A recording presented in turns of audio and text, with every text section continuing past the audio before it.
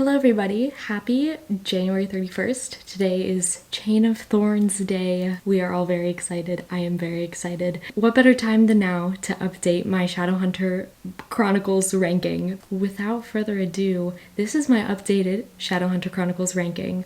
As always, all opinions are my own, and listen, if you disagree with me, I don't really know what to tell you. I love the Shadowhunter books, so even if I say I don't like some of them, I still love this series, and this series means a lot to me. Disclaimer. I'm going to mention the books I have not read, so that way you know why they are not in this video. So I still have not read the Bane Chronicles. I don't really know if this is going to happen. I've said that before, but I've just heard that this is not good and that it's kind of mid. I just don't know if I'm going to read it. I do know that there's a story in here that's kind of relevant to James Herondale. I don't know if I really want to commit and read it. Next is The Red Scrolls of Magic and The Lost Book of White. These I do want to read at some point. I honestly might read them later this year. I plan on doing a Lady Midnight reread, so I might finally read these if rereading Lady Midnight puts me in the mood. And the other thing I haven't read fully through are the Secrets of Blackthorn Hall posts.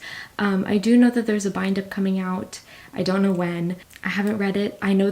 I think Cassie has stopped posting, so I think it's completely done now. I stopped reading it, it was pretty early on in The Secrets of Blackthorn Hall. It was right around the time I think Emma started writing in the diary. Starting in 16th place, we have City of Heavenly Fire.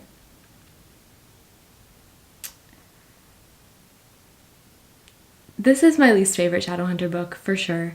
It really has nothing to do with the fact that it's the ending of a series, but more with just the execution of it. I thought The Mortal Instruments ended fine, I just hated how it was executed and how, it felt like it was really long for no reason. Cassandra Clare writes long books, but, this one felt like it could have been cut down. There could have been some scenes that could have been taken out. The one part I do love about this book is the introduction to Emma and Julian. Next, I have City of Lost Souls in 15th place. The Mortal Instruments is my least favorite Cassandra Clare series, so I figured I should put that out there now because you're gonna notice some things. Above City of Lost Souls, we have City of Ashes. This one has definitely fallen in the ranks, and that's mainly because of the incest plot. I'm gonna be honest, I don't think I would ever reread The Mortal Instruments because of the incest plot and because I now can think critically about it. I feel like if I read City of Ashes now with the knowledge I have now, I really would not like it. In 13th place, we have City of Fallen Angels. This is my favorite of the second trilogy in the series. I really dislike the second trilogy. The last three books in The Mortal Instruments I really don't like. In the context of the Shadowhunter Chronicles. City of Fallen Angels is honestly the beach episode. It's very filler, but that's kind of what I love about it. You get that crazy Simon plotline, you get Jace and Clary just finally being able to enjoy each other as a couple. Magnus and Alec I don't believe are in this book, but that's because they're off vacationing somewhere. It's very filler, and I love the filler vibes for sure. Looking back, I think this is my favorite of books 4, 5, and 6 in The Mortal Instruments because of just how filler it is. Sometimes you just need a filler episode. Above City of Fallen Angels, we have Queen of Air and Darkness. Queen of Air and Darkness, I have a love-hate relationship with. When I first read it, I really didn't like it. I thought that the Dark Artifices deserved a better, final book. Again, I'm not really pissed about how it ended. I'm just pissed about the execution of it all, just the whole plot in general. But I reread it last year, or not last year, 2 years ago, I reread it, and it was honestly fun. There was one part that really annoyed me, and yes, it begins with a T and rhymes with rule. Otherwise, the rest of it, I don't know, it was really fun. I really enjoyed rereading it. It's one of those books that, yeah, it's my least favorite in the Dark Artifices, but I can still find joy in rereading it. Whereas, with The Mortal Instruments, I don't know if I would be able to find the same joy. Above Queen of Air and Darkness, we have none other than the book that started it all, City of Bones. City of Bones is only ranked this low because I think Cassie has improved as an author since then, and she's doing great. So naturally, I think that the books that came after, for the most part, are better. And I think honestly with all of the books post City of Bones, the writing has improved. At number 10 we have Clockwork Angel. I love The Infernal Devices, and I'm honestly surprised Clockwork Angel is this low, but I love the other books more. At number 9, we have my favorite Mortal Instruments book, City of Glass. I think this would be the only Mortal Instruments book I think I'd be able to reread. I think I could reread City of Bones, and I think I could reread City of Glass. I could not reread City of Ashes because of the Sealy Court scene, and I don't think I could read the last 3 books. But if I were to reread a Mortal Instruments book, if I had the option to choose, it would be City of Glass. The ending of this book is perfect. It's just so... every minute detail, it was perfect.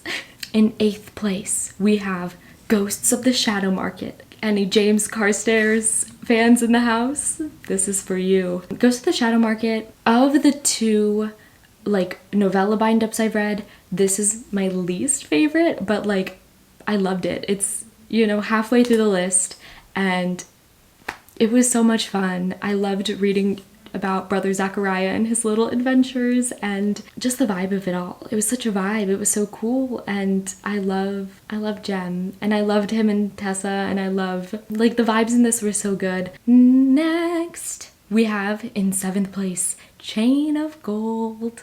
I just finished rereading this literally 2 months ago, and it was so good. I love James Herondale, I love Matthew Fairchild, I love Cordelia and Lucy and Kit Lightwood and Thomas and Alistair. I love them all. This one is ranked lower than Chain of Iron because I think that the stakes in Chain of Gold are not as high as not only Chain of Iron but the rest of the books on this list that I haven't said.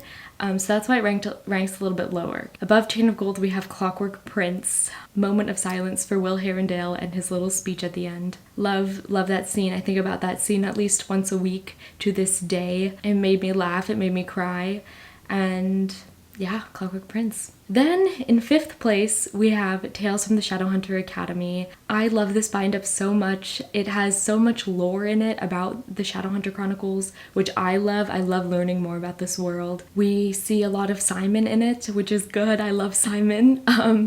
I love the fact that the whole thing is about him. I love George. I love the fact that we see Emma and Julian's parabaptize ceremony. The connections to TDA matter to me, and I also love the flashbacks we get to the characters in the last hours. Tales from the Shadowhunter Academy, pretty damn perfect novella bind up. I love how also each story was almost like a chapter.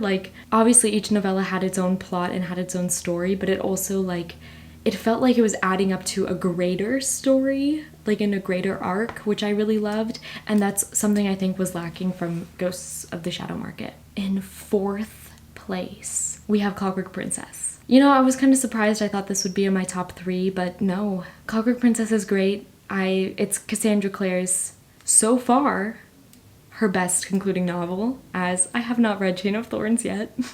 And of course there are more concluding novels to come, but so far this is my favorite and in my opinion her best concluding novel. I really hope Chain of Thorns is like this one. In 3rd place we have Chain of Iron. I love Chain of Iron. I'm a Chain of Iron girly.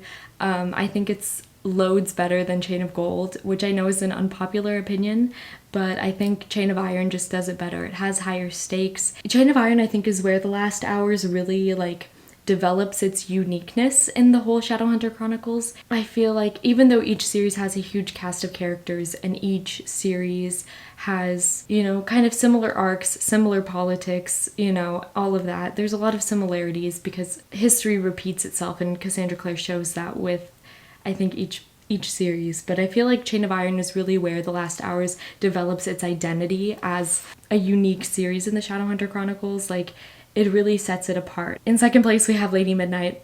Yeah, everyone cheered. Everyone knew this was coming. I do plan on rereading this book later this year, as I stated earlier, but I love Lady Midnight. It is always, always, always going to be my comfort read. Whenever I'm feeling sad, whenever I'm going through anything, I turn on that audiobook and it soothes me. It soothes me.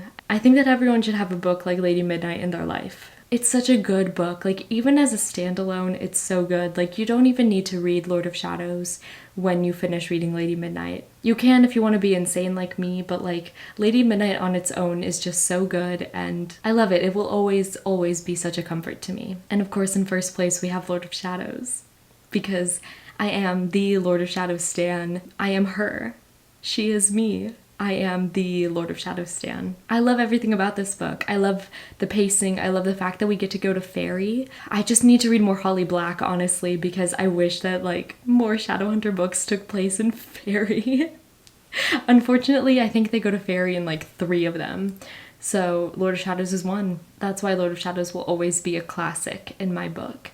I don't like the audiobook, however. I think the narrator needs to clear his throat before he speaks as Julian. That's it. That's my updated ranking. Was anyone shocked? I don't think anyone was. I don't think it really even changed that much from my previous ranking. I didn't watch it before this because I just wanted to say my opinions right now and how I feel. Thank you so much for watching. Let me know if you agree or disagree. If you hate Lord of Shadows, you're in the wrong. And I'll see you in the next video.